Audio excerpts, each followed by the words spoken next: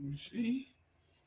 Okay. Let me look for our music here so we can begin. I know I see we have Say on the some. media or Huh? no? Go ahead. I was gonna go ahead. I finished. My name is Abina Johnson, and this is Focus on Liberia. Hit it!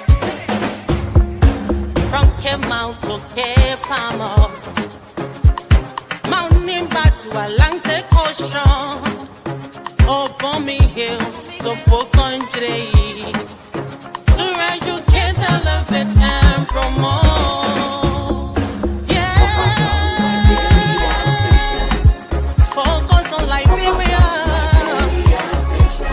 for Liberia, Liberia, for Liberia, yeah, yeah, yeah, yeah, yeah. From Monday to Sunday, from Monday to Sunday, it's focus on Liberia.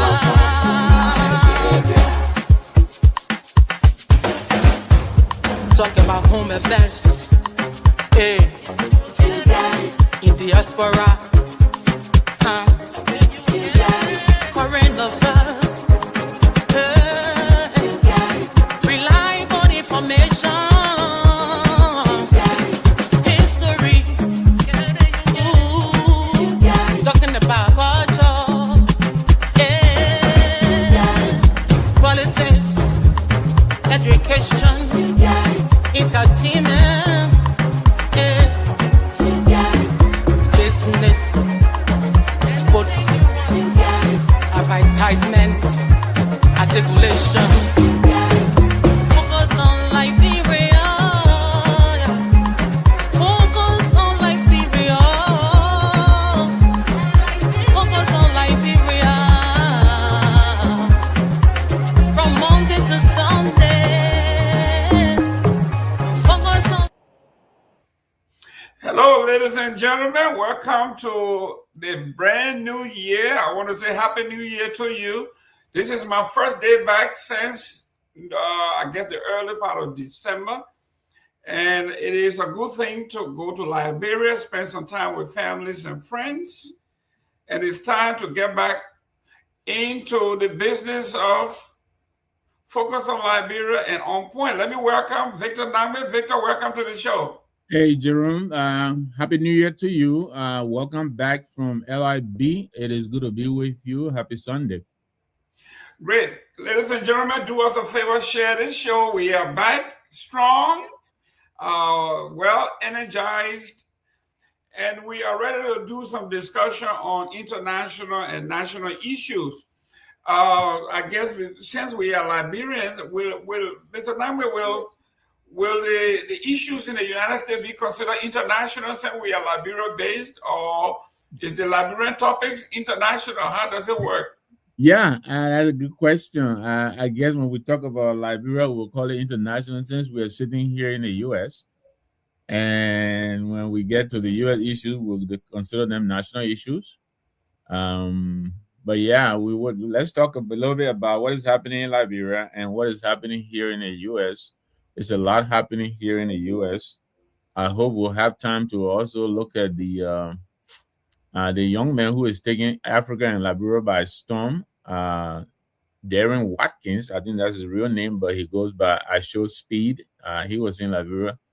I believe he might still be, but yeah, let's get the show on the road. Great. Ladies and gentlemen, we will be looking at your comments. Please send in your comments. Anything you want to discuss, we'll discuss. This is a warm up to our return next Sunday. But for today, we wanted to make sure that Victor and I came on to tell you a little bit about where we have been, our experiences during our travels, and some of the things that we observe in the Republic of Liberia personally, professionally. We'll discuss those. But before we go to that, we need to talk about a particular issue that is affecting all the diaspora community in the United States. I'm talking about on the international level, African countries, all African countries, some European countries, Asian country. We are talking about the situation with ICE. We want to talk about it because it has taken on a new meaning. What is your experience with ICE? What is your knowledge of ICE? How are you dealing with the situation with ICE? On the local level, at home personally, at your churches, at your synagogue, at your mosque, wherever you are, what are the discussions that are being held in the local areas? If you were to be confronted by ICE, what is your plan of action? You know, for those of you who are into this, into education, who are into teaching, every classroom has a fire drill, emergency drill. Have you had an emergency drill when it comes to this ICE thing or immigration? What is your take? Let me go to Victor. Victor, let's talk about the ICE thing. I want us to talk about it in depth Yeah. because it is affecting our community. I don't know whether any Liberians have been affected, but it is serious, and I think we need to talk about it. Your take on the ICE. What is ICE? Well, this is the Immigration Customs Enforcement. I believe that's what ICE is, but these are the people who are concerned with immigration issues here in the U.S. And so they are their job is to make sure that those of us who are immigrating here are doing so legally. That is their job. What is happening right now? This has been going on for decades. Trying to weed out illegals from the United States, and I get that. I think every government has tried to do that. I think Obama probably was described as the deporter in chief or something like that. And Mhm. yes, that is the job of ICE. But I think what is happening, and to answer your question, yes, I think Liberians have been affected. I saw a couple of clips. I saw a young man who I believe is a U.S. citizen, a Liberian, who was roughed up because he didn't have his papers. So I agree with you. I think the fire drill, like we do with those of us in education and other parts, is to continue to prepare yourself for the eventuality that you may be stopped. And yes, we should all talk to our family members. Those of us who have children, tell your children to always be prepared to follow the law when they stop you. You should be respectful and obedient and comply with the law. And so you have to always have your documents. But I think what is concerning with what is happening right now is one, I think the tune and tenor in which ICE is operating, the complete lack of humanity with the way they are enforcing the ICE regulation. I think this is what concerns a lot of people. Um, the current president has not made secret his disdain for people of color, black and brown people. He calls them names. He thinks they are no good, and so I think the rest of the government takes his marching orders from his posture. I think he's hostile to immigrants. And so, what is happening in Minnesota? Yes, I believe Minnesota came under the spotlight, but this is happening in in other states. He has decided, though erroneously, as the data suggests, that some of these states, especially states that are being controlled by democratic governors, that they are unsafe. And he has decided that he's going to send federal troops into these cities. We all know about California, the attempt on Washington, DC, and all of that. So he was doing this to Minnesota, and then in the midst of this, the issue of the welfare fraud came about. So I think that brought Minnesota under the immediate spotlight. Some I think $9 billion or so. So it is being alleged that some of the immigrants were involved in that, specifically, I think Somalis in particular, but other immigrants. And so ever since then, uh, in spite of instead of investigating the reported fraud, this has turned into a deportation, free show. And so the ICE people apparently they are in the streets stopping any and everyone who is brown and speaks with an accent. And look, 3 people have been shot. I think 2 of those people have died. And so this is what is concerning a lot of us. But it seems like the focus is on the dark and brown skinned people. And it concerns all of us. Yeah, like I said, some Liberians have been caught in the dragnet. Everybody's on edge. I think you heard our own friend Goya. He had an encounter yesterday, though a different one, but initially he thought it was an ICE visit to his house. So, but everybody is on edge, and I'm glad that his situation worked out well. It turned out to be something different, and I'm also happy that his nephew and he himself are okay.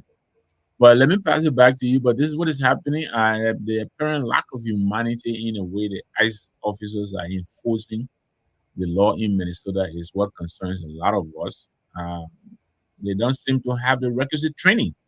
I mean, I've heard clips of people telling people because you have an accident, we're coming for you, we're coming to get your whole family. How can you do that? That's it. That's an open threat. So it is very concerning. These are very trying times for all immigrants in this country. Thank you, ladies and gentlemen. We are back full force, and we are discussing.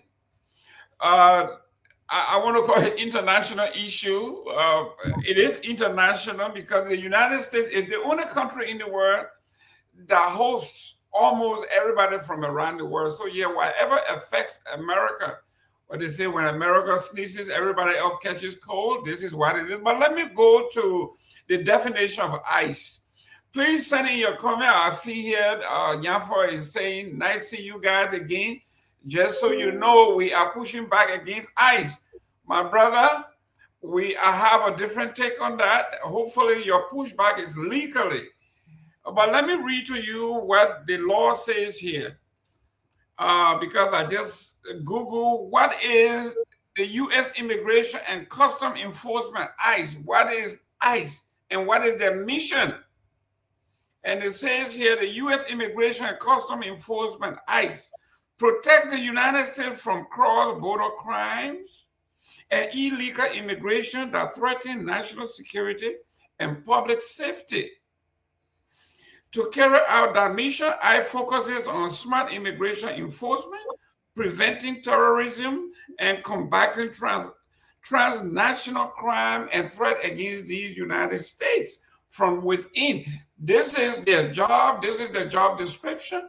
So for those of us who are in the public, for you to fight something, you have to know who the opposition is. You have to know who the enemy is. When you have the description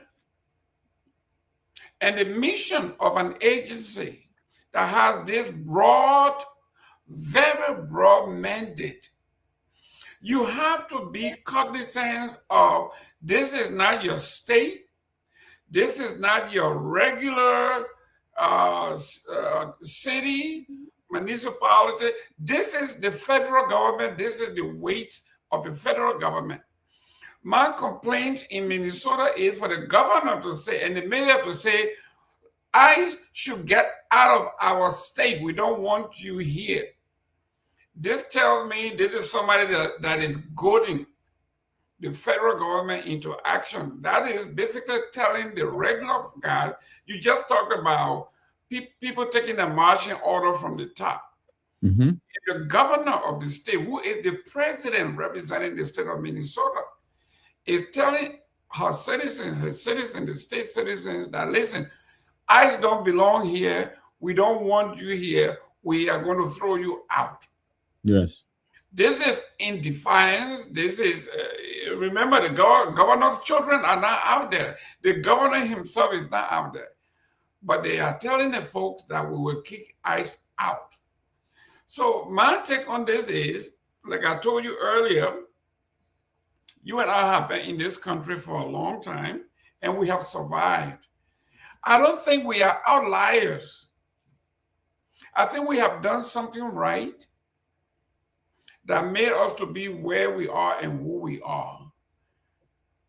I go around. I've been citizen in this country for a long time, but you see my United States passport card here. Yeah. I carry it with me. If I'm pulled over and the ICE guy wants to know who I am, I will take out my card and give it to them. Whenever I leave home and I don't carry my card and I forget it, I know I will tell my wife where all my documents are. If the ICE guy tells me, Mr. Gamer, we don't have time, we don't have time to do backgrounds, we'll take you to the office until you produce your document. I will go with him, call my wife, and please bring my passport, bring my document. There is Okay. no way that I'm going to be staring down the barrel of a gun and push back. It is not going to happen, not from my end. Yeah. I tell my children, my friends, everybody that's associated with me, I do not want to be a hero, not by sight. So my thing is that I know the mandate of ICE, how broad and how powerful they are. There is no reason that like I just seen in Minnesota, they are blockading streets, they are setting bonfires, that all of those things they are doing. And most of the folks, I listened to one of the spokespersons from Minnesota. He says we have legitimate protesters, we got agitators, and we got professional agitators in the state that came from all over the country. They are not Minnesotans, but they are out there. They are doing all of these things. So what I'm saying here to all my friends, push back, protest peacefully, stay on the sidewalk, use your placard, use your bullhorn. Do not impede. Do not stop anybody. Do not get in their way. Do not use your car to impede or to stop or to delay. In this country, Victor, you know, if you harbor a criminal in your house, it's a crime. And if you want to, let's say, stop the government from enforcing the law, it's a crime. So what I'm saying here, Mr. Namwe, is that it's a lose-lose for me as a regular person. It is from this end that I'm saying, if you are out of gaslighting and encouraging other folks to put their lives on the line, you are wrong. It wouldn't end well. And the last time I checked, I have never talked to any dead hero yet. No, you have to stay alive. But if you remember, as late as even yesterday, the governor continues to caution protesters to remain peaceful. I think the governor has been very clear in his messaging. First, he said they want ICE out. Yes, ICE is trying to solve a problem that does not exist. The government, the federal government, is trying to conduct a hostile takeover of Minnesota. That is what the problem is. There are processes. Yes, if you find a fraud in Medicaid and all of that, it happens all the time. There's a process to investigate and weed out the people. I don't think that is justification for him to go and impose federal troops on the people who, in most instances, don't seem to know a damn thing about what they are doing. I mean, I've seen and watched some of their clips. Most of these people, I don't even think they have been trained. They just grab them and send them to Minnesota. The way they're conducting themselves, they are hostile. They're taunting people, I believe. They are drawing these people out and to give them an excuse. And yes, I agree with you. The protesters, they don't need to take the bait. But the question is, are they being balanced? Are they being equal in enforcing the law? It seems as though what they're doing is targeted. They're profiling, and this is what is upsetting a lot of us. I don't see them moving on white people like they do on black people, but the white people who have been killed, they have come in defense of dark and brown people. But these people are profiling. They see a dark and brown person, automatically they assume you're not supposed to be here. Most of us were never born here. Even the Donald Trump was not. His parents didn't come from here. He's an immigrant. He doesn't belong here. All of us migrated to this country, and we are all trying to live the American dream. I think everybody should be given. They need to enforce the law with humanity. What they're doing in most instances is outside the law, the way they're conducting themselves. And this is why the people are confronting them. They're telling them to get out. They don't know what they're doing. They don't know what they're doing. I've seen most of the way they conduct themselves. Most of these people have absolutely no clue about what they're supposed to do.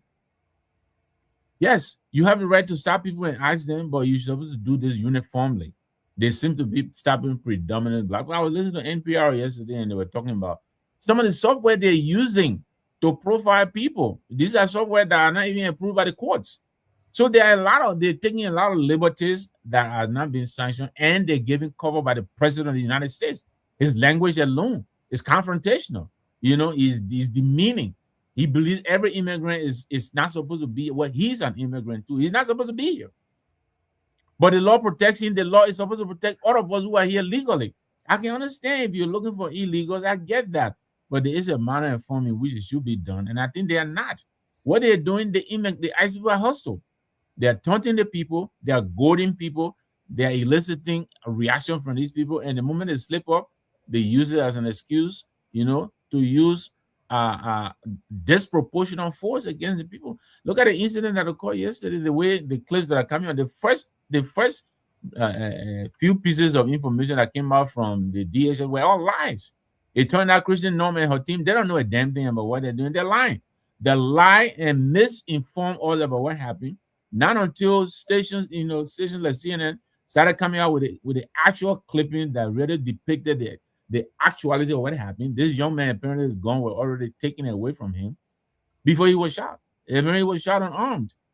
So this is the reason why everybody is concerned the way they're doing it. They're activist ICE officers. They're not supposed to be activists, but they're finding problems where there are none. I saw some of the clip where they're going to a house and telling the man, you have an accident, we'll come for you and get your whole family. What does an accident have to do with anything? I have an accident, but I came through this country through JFK. I didn't come here illegally. So yes, they have a right to find illegals and throw them out. I understand that, I agree. But it's not even all people with an accident who are illegal. It's not even all legal that are criminals. They're lying. They don't know what they're doing, and they're just using heavy-handedness, and this is what is upsetting a lot of people. So I think all of us should raise our voices, and let the ICE and the government know that what they're doing is wrong and they need to pull back. I don't know if you've seen the last letter that was sent out by Ted Bundy requesting voter data. What are they doing with that if they don't want to rig the elections? So I think these are some of the things that people are reading and hearing that are upsetting people. Yeah, but Victor, you cannot have it both ways. You cannot talk about data when your country just signed your entire privacy, your data, your hospital, your medical record, your Republic of Liberia just signed a document with the United States government relinquishing all of your private documents to this government. Now let's look at this, right? Somebody want me to discuss states' rights. And this is what it says here, and I'm getting it directly from the State Department. Okay. It says state rights are they relate to U.S. immigration and custom enforcement, primarily revolves around the 10th Amendment. It prevents federal government from forcing the state and the local government to carry out federal immigration acts. But if the state refuses, the federal government itself can go ahead and enforce that law as they see fit. So here we are. If the state refuses, I think yes, that's the yes. Governor Walz have said they will not cooperate and they want ICE out. They don't want ICE in a state. Because they have not refused to enforce the immigration law as required by law. But the federal government want an activist enforcement of the immigration law. The work that is being done now by ICE should be that's the responsibility of the state. But because the state have reneged and said they are not going to carry it out, the federal government has no other choice but to do this. Guess what? The advantage of the state carrying this out would be the state knows who these people are. They know where they are. They should have a listing from the federal government who are here, who are not here illegally. And those people should be either turned over or be arrested. But if the state says no and the federal government has to come out with their list and enforce that, they don't even know where these places are. Like you and I know, they have Johnson Street, Johnson Avenue, Johnson Court, Johnson Terrace. I mean, you're talking about all you got to do is one mistake and you're in the wrong house. The state can prevent this by saying, you know what, we are going to do X, Y, Z. But once you say we're not going to cooperate and you need to be out of here, the state, the reason that these 50 states work together harmoniously is because they work together as a team. That's right. And we've seen Governor Walz have even looked at this and say, you know, this is so bad. I'm going to relinquish my right to rerun for elections. This is how bad this man has been as an administrator in the state of Minnesota. So what I'm saying here to our friends and brothers is that we need to cooperate. When you and I were members of the Liberian Community Association, when something like that happens, we have a town hall meeting and we educate our folks as to how we're going to handle this. I don't know whether they have done that in the Liberian community. I have not heard anything. I don't know what EULA have done. I don't know what they I know that EULA had there was a conference call yesterday. I couldn't get on, but there was a conference call. I think a couple of immigration people came in to advise on immigration law of the U.S. and Canada. I know our CMC brother Mohammed Ansar Dole, I think, was one of the panelists yesterday, but like I said, I didn't join. But look, Jerome, let me tell you this. I don't disagree with you that the law is a law. But you talk about cooperation, right? The federal government and the state governments have to cooperate. Right now, what you have is a hostile takeover by the federal government. They are forcing themselves in this state, and again, they are coming to find problems that don't exist. Tell me, what is the problem that they have in DC for which the president deployed the federal troops in DC? Even though the records indicate that crime is decreasing. Over the past several years, crime in DC is decreasing, but yet the president of the United States used as an excuse the high level of crime in DC and deployed the federal troop back and forth. You want to do the same thing in Chicago. Almost, if you take a look at what he's doing, all of these cities that he's targeting are cities that are controlled by a Democrat. And I think he knows that the Republicans are going to suffer at the polls at the next election, and he's trying to rig the election. That's why he's moving on Democratic government. Yes. So you read the letter. Victor, did you read a letter from Penn Bundy requesting the voter registration from Minnesota? You read that letter? Yes. What are they doing? I think she's right. What makes her right? Listen, everyone that votes, okay, should have an ID. The blue states are saying, they said it's going to cost the poor people more money to get an extra ID. How can you, okay, how can you vote? I would say the greatest rights and privilege of this nation, how can you vote and you say you do not want to show a real ID? No, that's not an issue. No, sir. Okay, let's address Annie here. Annie is saying now, not even that, but most of those that have been arrested were scheduled for immigration hearing anyway. So how do you address that? This is somebody who is very knowledgeable. We have a list of people who were supposed to go to court, and these people somehow absconded, and we are going after some of them. No, I don't think that's what Annie is suggesting. I don't think that's what Annie is suggesting. Most of these people are complying with the law, Jerome. They have a scheduled hearing. You go to the immigration court and you make your. That's what the law says. Why are you going to arrest these people? Is that a crime when you have an immigration hearing scheduled? That's not a crime. But these people, look, because of all of this, 2 Americans are dead. You understand me? I think this is what concerns people, the heavy-handedness, the aggression with which these are being enforced. I think this is what is happening. This is what concerns a lot of people. And Annie is agreeing with my point. Thank you, Annie, for agreeing with me. But this is what is happening. And again, you need to look for the letter from Penn Bundy to the governor of Minnesota. And now they're trying to compromise. Excuse me, Jerome. My son, please continue. Let me take this call. Mr. Nyamfo, I got what you were saying here. The other people protested for Mr. Gibbon to enjoy the rights and privileges he enjoyed. There are many dead heroes that made it possible for Mr. Gibbon to enjoy these rights. It actually feels like a Gestapo is in town. Mr. Nyanford, you are right. There were a lot of folks who protested not for illegal immigrants. One of the things that I usually tell young folks when I speak around the country and to my own children, please do not allow yourself, do not draw attention to yourself. Once you enter the federal system, it is almost impossible to get out. The best way to stay out of the American system is never to get into the system in the first place. So if you got out there and you begin to push back on police officers, you are bearing down the barrel of a gun. The young man who is a nurse in the VA system decided to go to protest, and he took his gun with him, fully armed. We understand he was fully protected. Yes, it was a legal gun. He had his license. This is a guy who is carrying a 9mm gun and facing M16.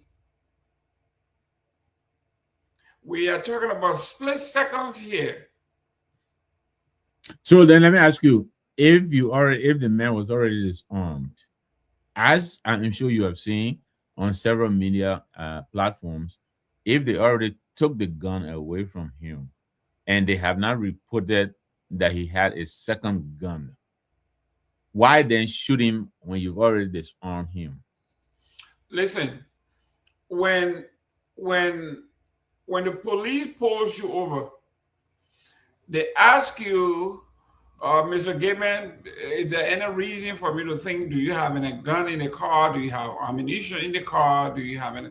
Once you say, yes, I have a gun, the red flag goes up, the guy pulls his hand and say, open the door, get out. Anything else you do, you will be shot. I can tell you that for free. So what do you do when these things are happening? You tell the officer, yes, this is like I usually do. I have my permit here. I have my permit with me everywhere I go. I put it to the window. This is my carrying permit. And I get out of the car. They will search the car. I tell them I have a 9mm, it's registered as my gun, blah, blah, blah, blah, blah. They will see that and look at that. Right. And they will search my car for or whatever, and they will let me go. But when I am going to a hostile environment like a protest, where somebody else have been killed, people have been shot, and you take a gun with you. Like we had something similar in Florida where the gentleman, I think somebody else had a gun. He shot the person dropped the gun, he got out to run, and he says, I shot him and killed him. Why? Well, he had a gun. I don't know what he was going to do. I believe he was going to go get another gun and got killed him because he had, the guy is dangerous. Same thing. You talking about the Trayvon Martin case, or that's no, Trayvon Martin was different. I'm talking about but so here we are here. Okay. You are coming to a protest where there's bigger guns all over the place, and you had the audacity to. Why were you bringing your gun? Tell me why were Victor Nami? Just tell me why was he bringing a gun? So let me tell you this. First of all, it's not clear to me. I don't know if it is clear to you that this guy went to protest. He's a nurse. If you listen to his colleague who was at a donut shop, it appeared like he was going for coffee. I'm not sure yet, and I don't want to overstretch. But this guy came in defense of a lady who was being roughed up by the ICE people, if you've seen the clips. He didn't go towards them. He went to the lady, and then they followed him, pepper spray him, and remove him, separated him from the lady, and then drew him towards themselves, put him on the ground, pummel him for whatever, and then took his gun and shot him. That's what I'm seeing from the clips I'm seeing. If there's another story, then you tell me. To me, that does not suggest like somebody who came to a rally with a gun in hand to whatever it is, but he has a legal permit to carry. The government of Minnesota of the United States gave him the permission to carry a gun. It means he trusts his judgment to use his gun wisely. Not only that, after the gun had been taken from him, why would they still go ahead and shoot him? I think this is the question many people are trying to. Do you know if he had another gun?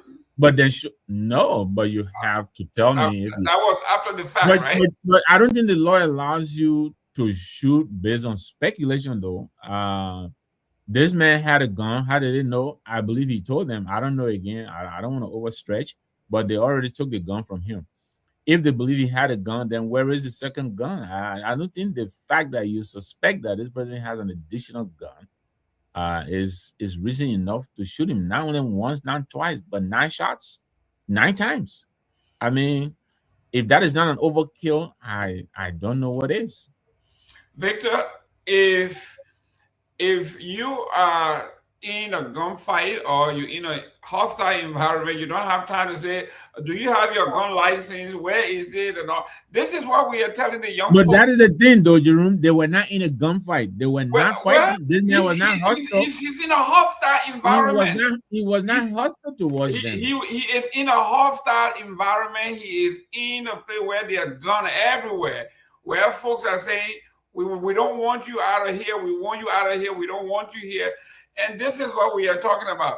Guys, I understand where you are coming from. Most of you who are supporting the protest, I'm sure you are not supporting a protest to deny or obstruct. If that's what you intend to do, you are wrong, and most likely it will end this way. Like our friend, Mr. Sisi Goya this afternoon, he was totally gaslighting. Got in his car and went live and said, my nephew have been taken, his ICE got him, and all, before he even got to the fact. This is gaslighting, and this is false information, and I told him to apologize to the American public, including those of us who are watching that nonsense. No, yes. Jerome. No, so, wait. So if you listen to his narrative, right? I follow him. The narrative changed after he got to the house, and when he got there, the officer told him, the sheriff officer, we hear someone call because there's an alarm that has been going on for a while, and the neighbor called. Yes. He was never armed with the information. No, but he was told by the caller that ICE was at the door and had not entered the house. That's correct. So he was going on the information that he was giving based on the caller. There you go. So that was peddling because he never had any proof. This is what he was going by. So this is what we are talking about. Now, those who saw him in that little clip from in there, people started sending words like, we are praying for you, or hopefully the child is all right. All these kinds of things that we are talking about. So let me ask you, were you not praying for Sisi? I want you to tell me right now, were you not praying for Sisi? You were not praying for Sisi? No, because I know Sisi is somebody who peddled a lot of misinformation. So because I knew he was not honest from the beginning, because when he said they told me that they took my nephew and he's with ICE, he made it sound like he was very judgmental. He was very, very declarative that this is what he knows, and he knew nothing. I mean, if I were to agree with you slightly, I would say, allegedly, because he had not been able to verify. So maybe he could have used the word it is being alleged. But notwithstanding, again, given what is happening globally in Minnesota, I don't think if I were in his position, I wouldn't have done what he did, because right now, the only people who are arresting people apparently in Minnesota are the ICE people, and the people who called him. You remember his aunt, I believe it was, or sister, because I think the boy who was involved was his nephew. I said to him, this is what they told him, that ICE had come to the house and ICE was at the door. But luckily, when he got there, it turned out to be the local Minnesota sheriff who had come to do, a wellness check or a whatever we call that check, because they had gotten a call from the neighbor. I saw your comment that he should apologize. I don't know if an apology was necessary, but notwithstanding, he came back to clarify that the initial information was not correct, and that it wasn't ICE that had come to his house. It was the local sheriff. He was grateful that they did. He was thankful that his neighbor was able to do that, because that's what he would have done if an alarm had gone off in the neighbor's place to get help. So I think you should have offered a prayer for Sisi, given what he said, instead of judging or questioning what he was reporting. I believe many of the people who were telling him they're praying for him, they were praying for him based on the information that he had sent out early. And I heard the other comments after he came out to clarify that they were happy that it worked out. I myself, I sent him my best wishes, but I think it's the general tempo of what is happening in Minnesota, which I firmly blame on the federal government. I think they came in and escalated the situation when they should have gone in, if they had to de-escalate, and Christian Norm, calling Governor Walz corrupt and all of that. If anybody knows about corruption, Donald Trump is the corruption king. Everybody knows that. He's in every court in this country. He's in every court. But you don't see anybody moving on him like the way they're moving on these people who, from all indications, have committed no crime. Not at all. Minnesota immigration hearing and all that is not a crime. Minnesota, what's not a crime? Immigration schedule and immigration hearing and all of that, this is not a crime. Some of these people, when they say you have an immigration hearing, it doesn't mean you are in deportation proceedings. You could be processing your green card information. Victor Namwe, if you are in this country illegally, it's a crime. You in the people's country illegally. Well, there's no other way around. You're not here legal or you're not here. If it's illegal, it's a crime. Somebody has used that word that I used earlier. This is like right now in Minnesota is like a Gestapo state. This is Germany all over again in the United States. Guess what? The best way to not get attention is not. Let's go to the core of what precipitated this whole thing. Talk to me about why Minnesota, why not Florida, why not New Jersey, why not Pennsylvania, why Minnesota? Talk to us. What is the root cause of what's happening here? Well, it is simple. It is simple. It is simple. Minnesota is a blue state. Period. All the other stuff is a pretext. So is New Jersey. So is Pennsylvania. So is Minnesota. I mean, Massachusetts, Connecticut. Why not in all those states, but just that particular? It is a crucial swing state. I think the Republicans want to get a hand. Minnesota is a swing state. I agree with you. They were reporting that there were Medicare fraud that was occurring in Minnesota, but these things happening everywhere, every state. In the state of New Jersey, here I can tell you, in my workplace, some of my colleagues were arrested for insurance fraud, Medicare fraud. They were billing, this compound medication or whatever it is. And some of the guys were making $800,000, $400,000, $1 million, but they were arrested and they don't work with us anymore. So yeah, these cases occur all the time, but there is a process to sort them out, but to begin to call Ilhan Omar, a gangster, a terrorist, and all of that. This woman was elected by her people, just like President Trump was elected by his people. And so it's a total disrespect to this lady. She's an American. She may be a Somali American, but she's an American. Donald Trump is a Germanic American. His parents are from of Germanic origin. He's not a Native American. He knows that. Stephen Miller, all of these people are immigrants, just like any of us. And so they came here and legalized. Yeah, they may not have come in illegally. I get that. But not everybody who is dark and brown came in this country illegally. I think that assumption is wrong. And they're profiling, which is wrong. Listen, you guys who are laborers, sometimes you just make me sick at the stomach. Look at Nyanfo. Look what Nyanfo saying here. Yeah, Nyafa want to be a Northman. He just, the Northman, when we're in Liberia, people come from the Sahara, they just come downtown Monroe, and they just squat there, and people say, but who are these people? Where they come? Why they look like this? Nyafa is saying no human being is illegal. Laws are social construct. That means, listen, the boundaries are not necessary. You don't need a passport. Just get up and walk into the United States, into Liberia, and live. There should be no law. This is the kind of liberalism we are talking about that is so far left. Hopefully, Mr. Nyafa is still standing. He may have fallen off the cliff. Nyafa, you are going so far. I get the point. I don't necessarily agree with the way he's couching it out, but again, he said this is a social construct. But yes, countries have borders, and there are regulations for crossing those borders. So when you're going to traverse a border, you must do so legally. That most of us here are here legally, but again, there are some of our dark brothers and sisters who came here, illegally. And I can understand the U.S. resources, they're feeling strained. Most of these people are, they're coming here, and there are, economic implications for their coming here. But it's a process for dealing with this. This president is not the only president who's dealing with illegals. Like I said, Obama, who was a Democratic president, was nicknamed the deporter in chief.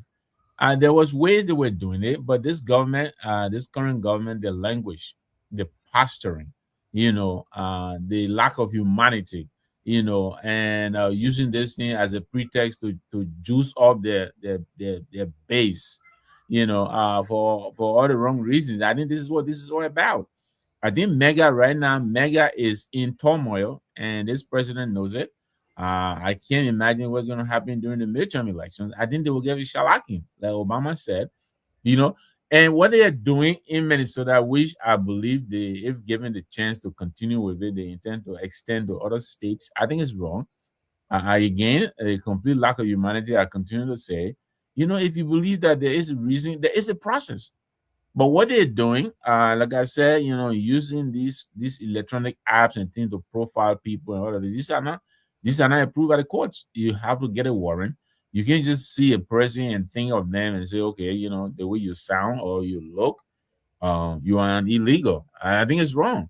And I can imagine a lot of lawsuits are going to be brought against these people. A lot of people are going to sue them. The way they are enforcing the ICE law, I think is wrong. They are activists, and I think that most of what they're doing is outside the law. They don't have the constitutional, the legal backing to do what they're doing. Okay, let's go to the root cause of this issue that you don't want to discuss as a Democrat, blue blood Democrat.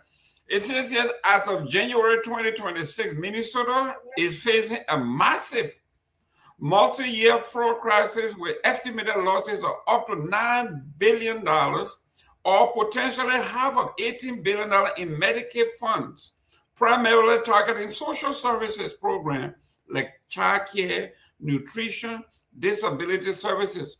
The federal investigation has led to dozens of convictions in cases involving pandemic-era feeding, with new scrutiny, particularly on the Somali-run daycare centers and social services. The scale of the fraud is so massive that the federal government had to do something, crack down. Now, you tell me, you say we have people in New Jersey and other places where people were defrauding the government. Tell me, where did you have something that even came close to what we're seeing here in Minnesota? Yeah, I agree. I believe what has been reported, again, yet to be verified. What has been reported seems to have been on a very massive scale. I get that. But again, as I've seen indicated, there is a process for going after these things. The law prescribes a process for tackling these problems, and I don't believe the people who allegedly engaged in this fraudulent act were necessarily just immigrants. I think you heard a reporting of this gentleman who I think was arrested in Mexico, the former Olympian. I saw that on I think ABC News. Mhm. Yes, he although his case was trafficking, so there's a process. The law allows for that, but I think the way it is being done in Minnesota, I think this is what concerns a lot of us. Um, um, the complete lack of rule of law in the manner and form in which they're doing it. The law prescribes there's a way this can be done. Most of these people don't carry a warrant with them. I mean, look at the story of the 5-year-old. They try to use the kid as a bait to bring out his parents. Is that what the law says? No, Is that what the law says? the parents, listen, I am here to tell you that law enforcement officers are regular folks like you and myself, hardworking. You go to work every day and you put in your time and you live by the laws and you do everything that this country requests of you as a citizen. And then your next door neighbor is riding his Lamborghini. He get free housing paid for by you. He gets a hefty check that comes in every month paid for by you. Come on, Jerome. This president of the United States is about to spend $100 million to name the Gulf of Mexico Gulf of Trump. Is that? Do you think that makes sense to you? And we are paying for it. I mean, what this guy is doing is on another level. Is that a crime if he named the Gulf after him? I don't know yet. Is that a crime? I don't know yet. That's not theft. That's not stealing. That's not robbery. That is not a crime. These people are committing crime at an industrial level, and the government had to crack down on that. And because of the dragnet, some innocent people are going to get caught up in it. That's just why instead of blaming those that committed the crime, you blaming the government that trying to enforce the law. This is not how it's supposed to work. I am telling my brothers and sisters in the Liberian community, in the African community, stay out of these people's way. Do not obstruct. When they come knocking on your door, open your door. If they take you to their headquarters, your lawyer is going to come and get you out. But do not sit there and want to barricade. You want to stop them. You want to do all of those things. Why were you? What is it? They form an organization. They call it the Alert Task Force. They all got whistles and they got horns and they got all of these things. When they are coming to arrest you, the entire neighborhood goes up in alarm. And what all of that for? Why will you wake up the entire community because they are coming to arrest one person? Well, because the neighborhoods have become aware of the illegal tactics that these people are employing. They have been reported to arrest people who do not deserve to be arrested. There are people who they arrest in the streets who are on their way to see their doctor. There's this woman who was going to a doctor's office. So the neighbors, what they do is to alert these people to lock their doors because the law requires these people to present a warrant. You don't have to let them. You don't have to allow them to enter your houses.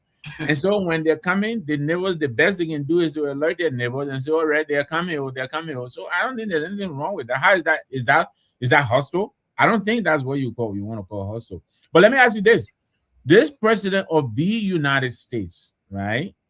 He goes after Maduro in Venezuela, but he pardons the Honduran president, a convicted drug dealer. How do you balance that out? And these are the questions people are asking. The law is supposed to be blind? Does this law under this president have eyes to see, deal with one set of people one way and deal with another set of people the other way? Victor, I am telling you, it makes no sense to tell folks to lock their door when the guys can break down your door.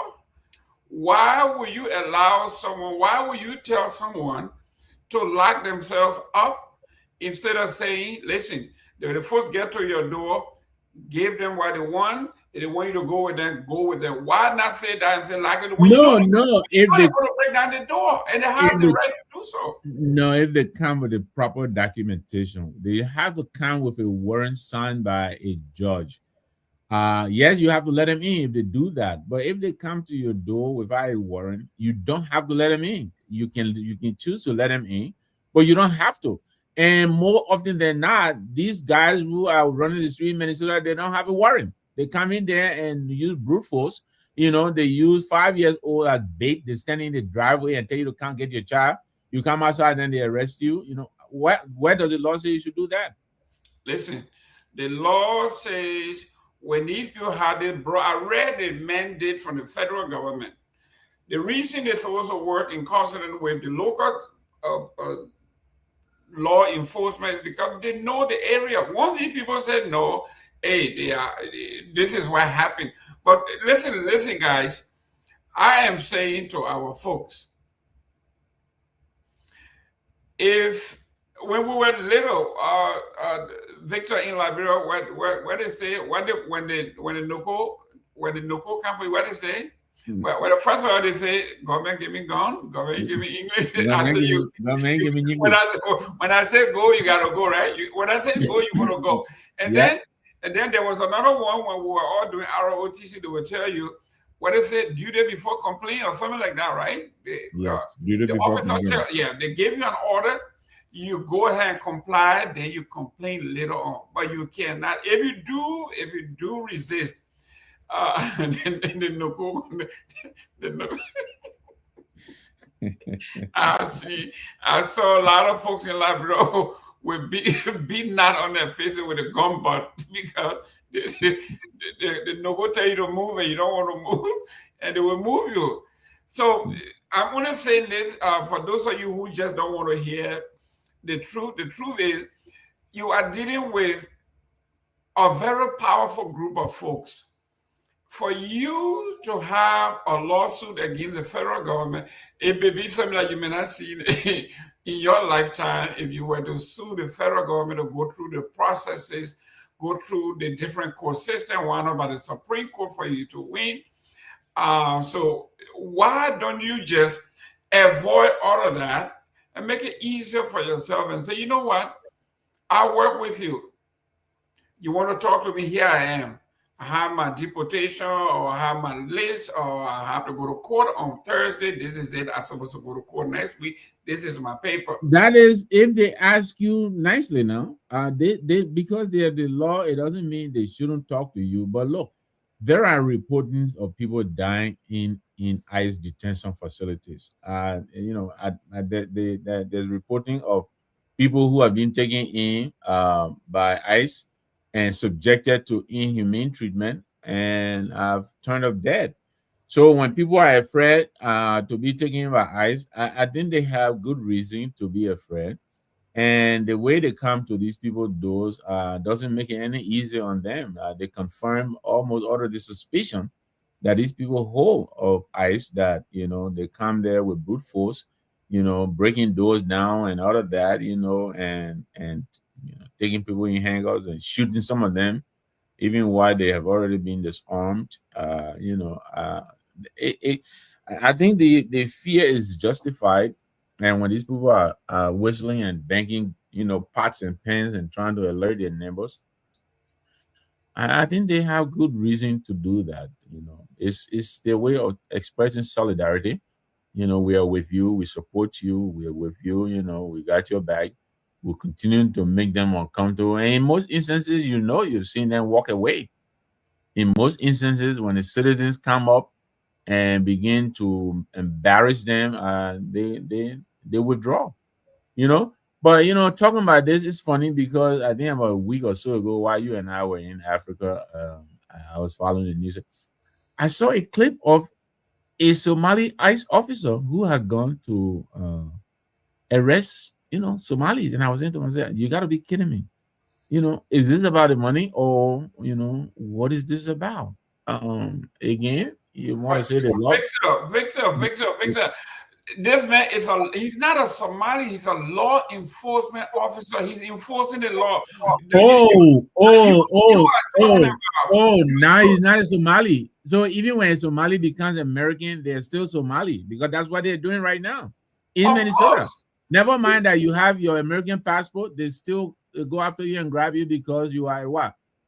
Somali or Yes, Liberian? because 90% of those that were in the fraud were Somali. So yes, statistically, the government has the reason to believe that all Somali, if it's 80-90%, that's you are a mathematician. I'm not. But when someone tells you that you got a 90% certainty that this guy is Sisi Goya is the mathematician. yeah. So but then you got to also make allowance for that 10%. I just think again, we're talking here, and I don't think we're making light of the magnitude of this problem. But we have to throw in a little bit of laughter. But I think what they're doing in Minnesota should not be allowed to continue, and I hope the citizens' reaction will finally register to this government that the way they're going about this is not the way to go about it. I think yes, ICE has a responsibility to keep the country's borders,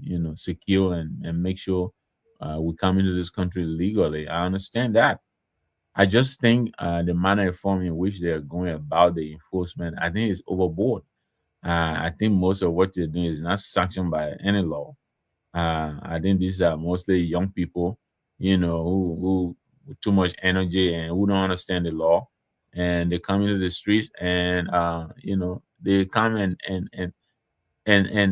take the law into their hands, and it would have been debatable and hopefully corrected if lives were not being lost. But right now, two lives have been lost. I believe another person was shot. I understand they're not in any life threatening danger, but notwithstanding, I think care has to be taken. These are human lives. Once they are taken, they cannot be untaken. Well, ladies and gentlemen, that was the first topic of concern because we wanted to actually break the ice. But there are other things that are trending that we need to talk about. But this particular one about ice, believe you me, this thing can affect me, you, or anybody. Yeah. And I have said it to my wife and my children the day ICE pulls me over, I don't have my ID. I'm going to go with them, bring my ID. They're going to give me time to call. Just bring in what I am not going to argue. When they tell me get out of the car, I will get out. This is the reality here. Even before ICE, we have always had racial tension in this country. For those of us that recognize that from the beginning, we know our place. We are citizens, we are successful, we have done very well in this country, and I still know my place. I don't care how successful you are in this country, you have to know your place. You can argue all you want, you can cite all the rights that you want. We have our pecking order. Whether you want to believe it or not, that's what it is. You can argue that to your own detriment. It's okay. But I'm not in that group. I was president of the ACLU, and we flooded the courts. I don't know where the ACLU is in Minnesota. I don't know where the Liberian community is in Minnesota. I don't know where the Somalian community is in Minnesota.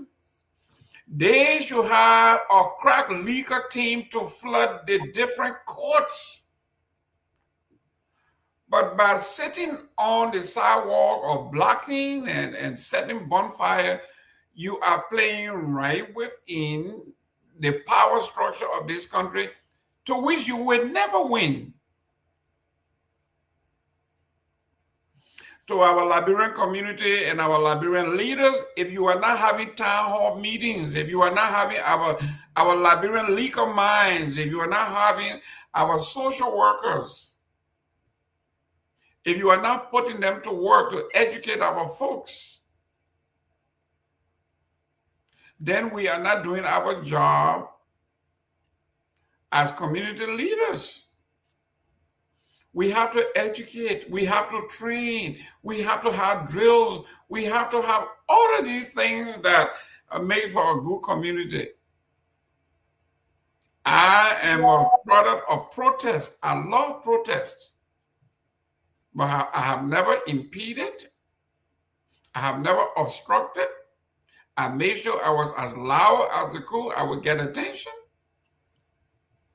And those are the things that we need to do. Believe it or not, Martin Luther King could have told the Black community, let us go and die fighting for our rights.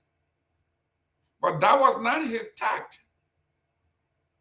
Even Malcolm X, when he was willing to go all out, it was Dr. King that says, listen, you will be falling right within the trap. They got more guns than you do. They run the courts, they run the police, they run everything. Our job is to beat them subconsciously and beat them consciously. We are going to use the moral argument. He said, even though if we cannot regulate good behavior on behalf of the American government and the American society, we are going to do all we can to legislate good behavior. If we use our power of persuasion to regulate good behavior, we will legislate it, we will make sure that it becomes law to protect us, and we will use that law against them. That's the moral argument that Martin Luther King talked about. So what happened to that method now? Why haven't we fighting the moral battle to legislate, to formulate, inform our community? Mr. Nangwe, your last take on this. Look, I think the government of the United States, they have a responsibility to protect, protect life, the borders, property, and I understand that. But I disagree with the nature and manner in which this government is proceeding. President Trump, I think he pushes an America First policy, and I get that. And I agree with him. Every country should look out for themselves. I think American presidents should look out for America and do everything that will keep America safe and strong. I understand that. But I just don't think that this president is interested in making sure that the rule of law is applied evenly across the board. And I think this is what is really is bothering a lot of us, I myself included. I just think he has a lot of animosity towards dark and brown people. The way he talks to us, the way he treats us, and I think he has brought into government people who understand his posture and are prepared, to actualize the way he feels about dark and brown people. I don't think that what is happening under this president with the states and all of that. Yeah, I think it's just a pretext to come out here and flex muscle. I agree. They were reporting of welfare fraud in Minnesota, and I get that. And I think there are all good reasons for the government to go in there and investigate. But is that really a reason for them to begin to deport people who are not even necessarily associated with this fraud? I think they said it was committed predominantly by Somali. Again, I don't know if this is true, but even if it were true, like I indicated, it's a process to go after these people, and remove them if you have to, But all of this activist ICE enforcement, deploying, federal troops, over the protest of the sitting governor, imposing these people who, as you yourself have admitted, who may not necessarily know the local nook and crannies. They don't understand, they don't know the local terrain well. And so they come in here and they're stomping and stepping on everybody, I think it needs to be halted. I think this president needs to pull back and let reason prevail. I also call on the leadership of Minnesota to continue to maintain vigilance. I think they should continue to caution people to remain peaceful. But yeah, I think people should protest. What is happening, Mayor Fry? I agree with his stance. I think ICE doesn't have any business right now being in Minnesota. I think the Minnesota state authority have all the power. They can enforce the law. They can investigate these things. Or they said they will investigate the governor. They didn't do that, But the way they are going, trampling ordinary people underfoot, detaining a 5-year-old, I think it just makes this country look bad. It makes the government look bad. And as somebody indicated, be interesting to see, what, for instance, Amnesty, Transparency International will say about this country in their country report next year. I think there is a lot that will be said about how this current administration has transgressed, the rule of law on multiple fronts under the pretext of protecting, America. I think there are limits to what can be done to protect this country, but I think they have exceeded every limit imposed by the Constitution, and this is what I think concerns people. And so when the ordinary citizens are whistling and banging on, pots and pans to alert people that ICE is coming, I think that's the least they can do. I don't think they are necessarily obstructing, you know, uh, the rule of law. I don't think so. These people are not being arrested as prescribed by the law, and so I'm hoping that President Trump and the administration will see reason and pull back on what they're doing and try to recalibrate and let the rule of law prevail in Minnesota and in other states. I understand, he's contemplating sending troops here to Philadelphia. I think Philadelphia is getting ready for that. Pennsylvania, so it's just too much chaos that are attending this president's presidency. I don't know. He probably enjoys chaos. I don't know. I mean, talk about what's happening around the rest of the world. We haven't even talked about that. With NATO, with Greenland, with the United Nations. I understand he withdrew from WHO, and so on and so forth. The United Nations is a useless body that needs to be dissolved. But anyhow, I think Trump is onto something here. That organization need to be dissolved. Simply like the OAU, are they still OAU or AU? They got such a low self-esteem. They went from OAU to mimicking the EU. Now they call themselves AU and all of that. That organization needs to be dissolved, just like the UN. Totally useless organizations. Look at ECOWAS. ECOWAS sits there and they are cool everywhere, and they did nothing. And then they went to Benin, and all of a sudden, Nigeria now using Air Force to go install the Frenchmen. Please, but ladies and gentlemen, Victor, real quick, I like this. The bluest of the bluest state, Massachusetts, have taken a different tact on this. And they are now basically working with the federal government, and they are now enforcing. They know where these people are, and they don't have the kind of craziness that go on in in Minnesota. How do you juxtapose the two? Is it because Massachusetts are more educated, or they're smart people, or what?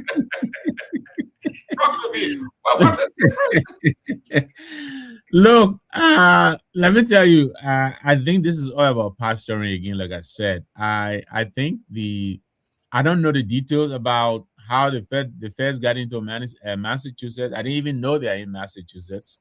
But again, yes, they're not in Pennsylvania.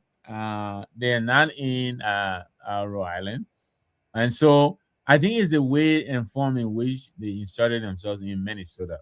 The pretext that they use on investigating Medicaid fraud, and then the language, they descended on Tim Walz and Jacob Fry. The language they're using is not a language of cooperation. You don't hear them talk about Massachusetts the way they do about Minnesota. Who is Pam Bundy? She's not elected. Tim Walz was elected by the people. How dare she come in and stand on the podium and talk about Tim Walz is incompetent.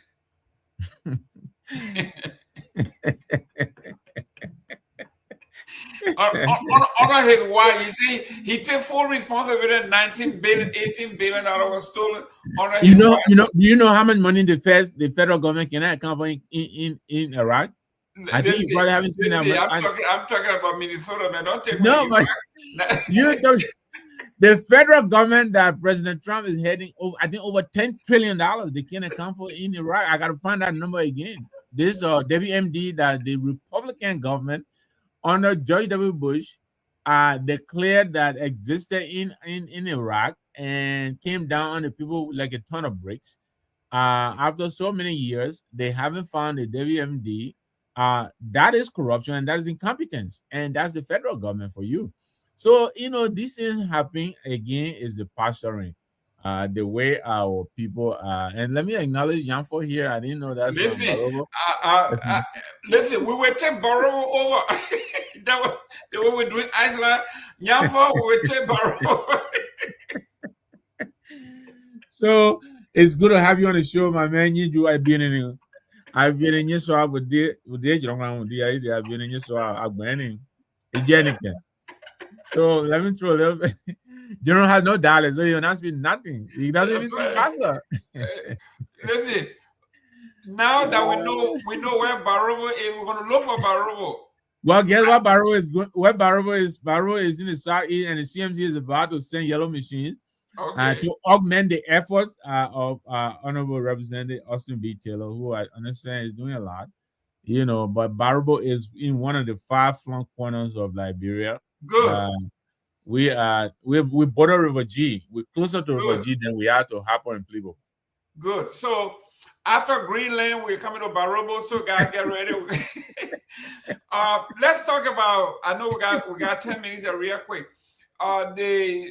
The PL, the political leader of the CMC, is trying to propose a bill or introduce a bill. Yes. To make Liberia a second home to African Americans. What is your take on the idea, the concept? How is that possible? If Liberia were founded basically by these people, why are we calling them home when it's supposed to be home? Well, I think what he's talking about is creating a pathway to make it legally easy and possible for them to take up citizenship in Liberia. Yeah, you're right. Liberia should have been called home by them a long time ago. But I think if you remember the Constitution of Liberia, it opens the door to everybody of Negro descent. But yet, I think we're still struggling with dual citizenship. You and I, for instance, we're only just now able to take up U.S. or any other citizenship and still remain Liberian. But up to maybe 5 years or so ago, to do that, you had to relinquish your citizenship and openly declare that you were no longer a Liberian. So these people, I don't think the law allowed them to do that. But having said that, there are lots of benefits to be derived from that. I mean, you don't need to go too far. Just look next door to Ghana and other places who have opened the doors to these people. They come in, most of them come in with enormous potential to invest. They boost the economy. They provide jobs. So I think the Honorable Musa Asambelete was invited to Maryland to attend the MLK Martin Luther King birthday celebration on the weekend of the 19th, which was the 19th of January. And I agree with this statement that he made. I think a pathway should be open. I think these people should come in and help us. I mean, they have money, they have resources, they know people, that could be added to what we have and who we know. And I think it's a good call. I support that call. So I hope that a pathway will be open. I think for too long now Liberia has been overly protective and for no reason whatsoever. The fear was that, oh, you come in here, you let people come in, they get so much money to buy up the whole country. Yeah, but we've been sitting in the country for almost 200 years. What are we doing with it? I mean, we'll probably talk about this young fellow's visit to Liberia, and it just exposed, how the how much we're lacking in for infrastructural development. What needs to be done. So I think if these people can come in and help, to rejuvenate the economy and provide, job opportunities and all of that, I think they should be allowed to come in and take up citizenship as well. Excellent. Let me welcome Mr. Tower. Mr. Tower, thank you for coming on. Your closing statement. Your hello and closing. Oh, okay. Yeah. Hey, my man, happy New Year. It's good to see you, Joe. Happy New Year, Chief. We got 5 minutes left on the show. At least you came on. So I'll leave it with you. Game on. Go ahead. Yeah, I tried listening to the show a little bit, but there was a lot of things going on. So it's been a rough 2 weeks. My youngest brother got missing, and he is yet to be found where? in Liberia. Wow. So that is a whole family stuff that we've been dealing with. So yeah. Wow. I'm sorry about that, man. What are the circumstances? What is we are still they're still digging into it. The case is in the hands of the police in Liberia and in Buchanan. okay.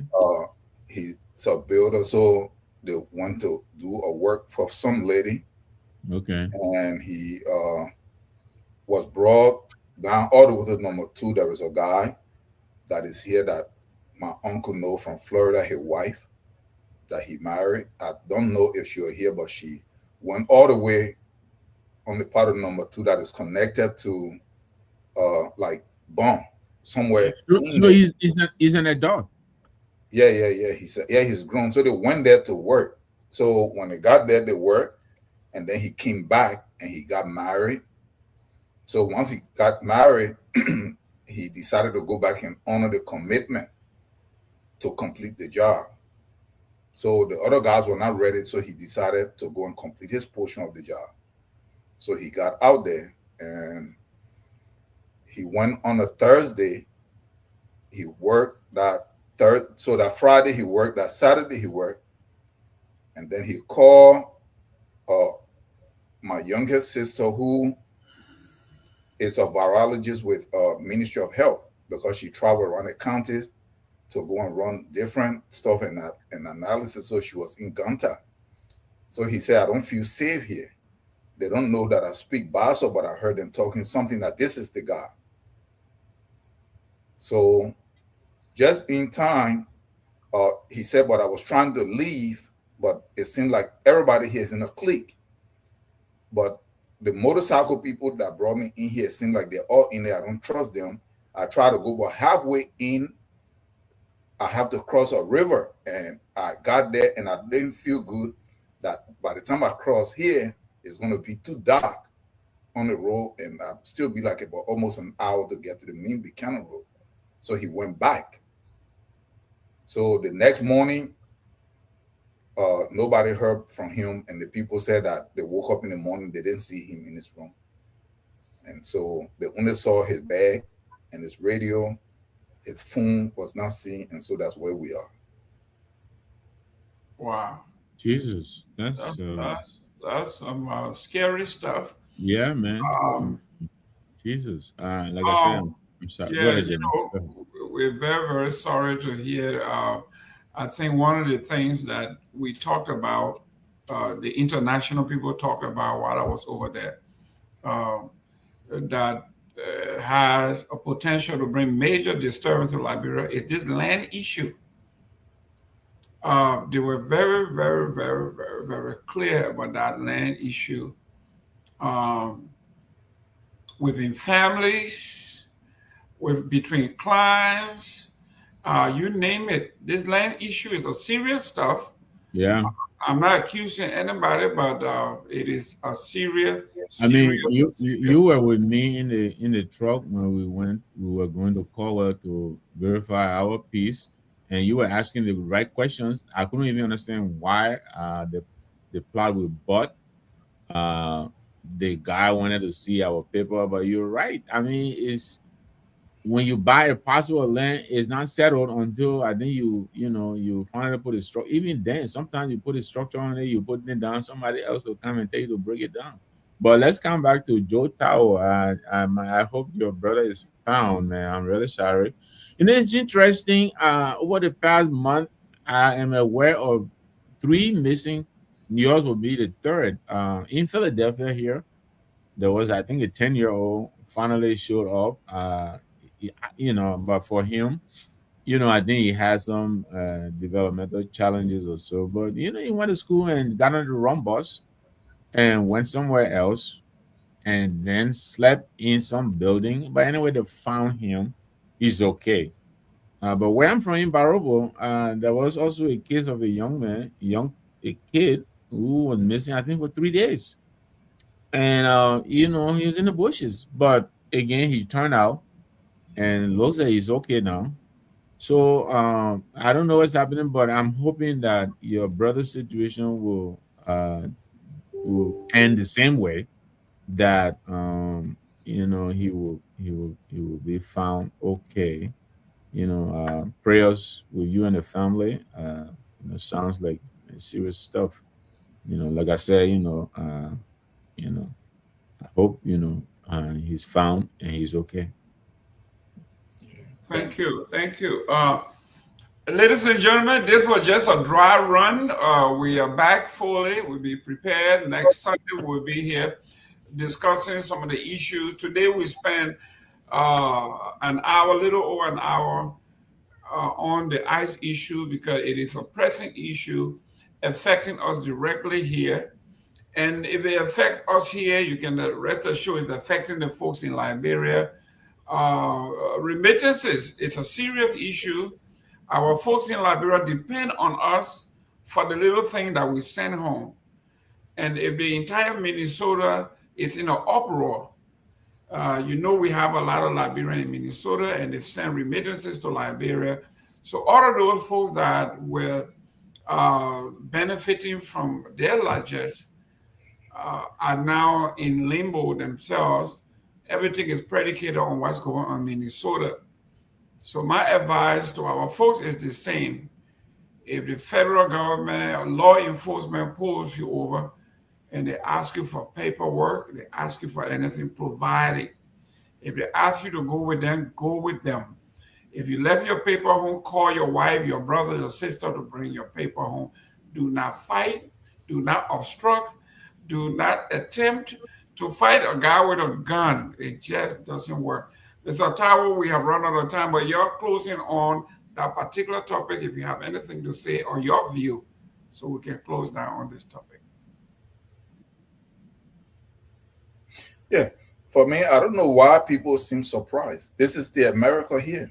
It has never changed. This is true America. It has always been pretense. And the pretense, the gloves are coming off as the empire loses power and the arrangement for their retreat is already in place. If people are looking at what is going on, the immigration stuff is strong. And I listened to you, Jerome, and you said that they should abide. These people are not operating in the law-abiding way. Yeah. Have you actually seen how they're just tackling people? Have you seen how they're even coming at people? Do you even know who they are? If this were happening in any other country, where masked men with masks on, unidentified men, unknown gunmen, are in the streets. This is the level to which it is. This is the KKK. That is how they cover their faces. That is exactly what it is. So how does somebody even respond? They're not even coming to you to even talk to you in a lawful manner or anything. This is an act of aggression that they're coming with. So they don't even give you the chance. How they're walking around. Some of the questions are asking, where were you born? Where were you born? These are the questions, these are the initial questions. How do you respond to that? Where were you born versus if you're a citizen or if you're a resident? You see how the two are far removed because the goal is not to really establish citizenship. Because if this was the case, and the immigration said that they've done their job and they know where these illegal are and where they committed crime, why are they randomly walking around gas stations, busting through houses and grocery stores? So law abiding doesn't work. They're not operating on that. I understand what you are saying. If this is an actual immigration, and if you look at the own code, that the immigration or border patrol can operate from the border 100 miles inland. What are they doing way up there? They are clearly violating even their own laws that are on the book. So there is no law here. So following them doesn't even solve anything. If these guys were coming out and say, hey, how are they even coming? You see the other one, like, you don't sound like me. You don't speak, you don't have the same accent as me. You don't look like me. That is what it is.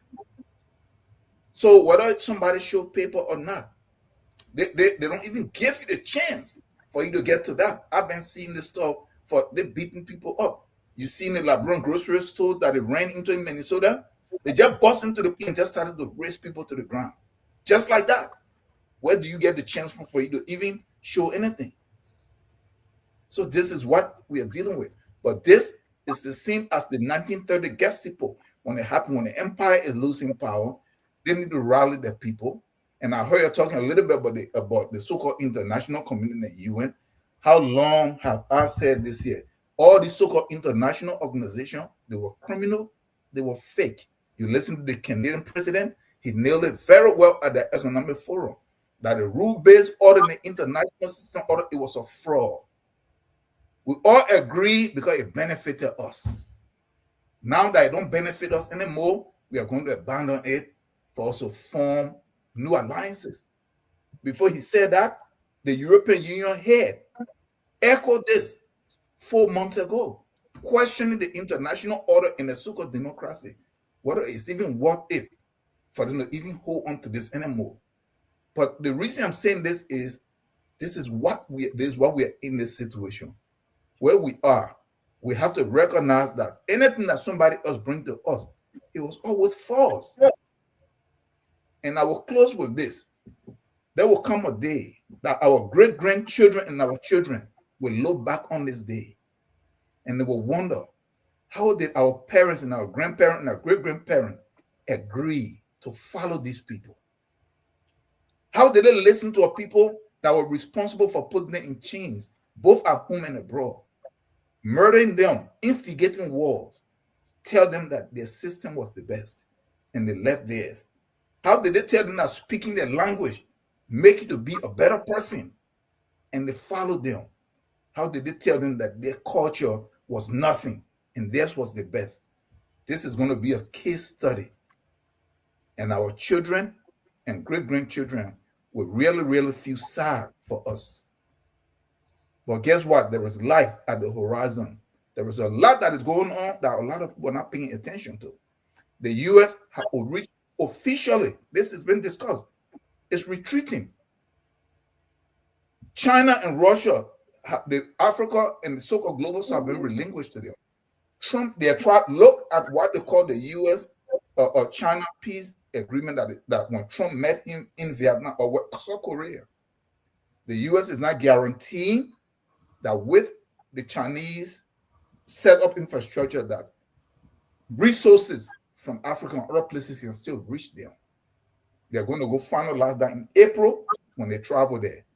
The SWIFT system is coming out of where Liberia is supposed to be. Africa have already set up their own payment system outside the dollar. You know that? The setup there's already 19 countries are already using it. They set that up 2 months ago in Addis Ababa. It's a payment system that trade the currencies. The central banks are integrating now. Where if you are in Liberia, if you want to buy something now in Ethiopia, you go in and they exchange it and just send Liberian dollar currency to. These are the areas that we're supposed to be focused. I heard what my brother was saying. Musa Belete Committee invited him. But look, we want to tell all our people, stop quoting the one thing that of the America traditional partnership is dead. If we're not flexible for us to make the change, other people are making the changes. Where is our president? They were supposed to be in Addis Ababa. How do we integrate with the new African payment system that is coming, that they have set up? Are we even working with them? Or are we plugging to the Chinese? Do you know why Liberia were on that list? A lot of people saying that, oh, because they gave some speech about what happened in Venezuela. That was not it. Do you know that Liberians and the Chinese signed a currency swap deal that not bypassed the dollar?